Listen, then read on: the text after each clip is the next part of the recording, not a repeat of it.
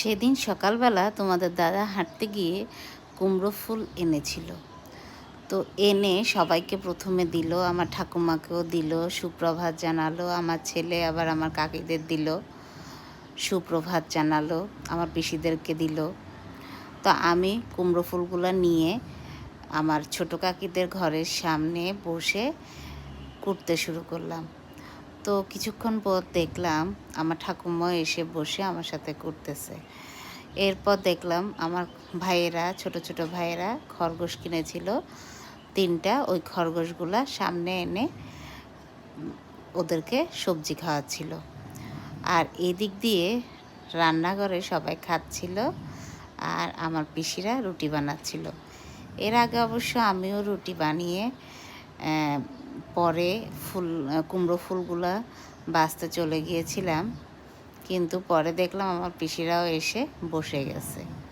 তো ওনারাও বাবার বাড়িতে আসলে সব কাজেই মোটামুটি করে। এখানে আমার আঙ্কেল ছিল, আমার বড় কাকু ছিল, আমার বোন ছিল, তোমাদের দাদা ছিল, ওই যে আমার পিসিরা। তো সবাই মোটামুটি খুব আনন্দ করতে করতেই সকালের নাস্তাগুলো খাচ্ছিল। তো ঠাকুমার কথা বলবো আর কি।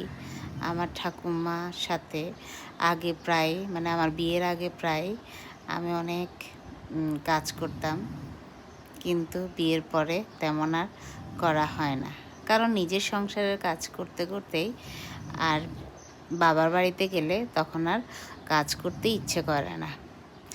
যাই হোক, তেমন করিও না।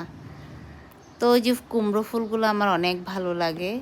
তখন মানে আমার মা ঠাকুমা যখন কুমড়ো গাছ বপন করতো, তখন আমি ফুল ফুটলে ফুলগুলো নিয়ে বড়া করতাম। তখন আসলে অনেক মজা লাগতো।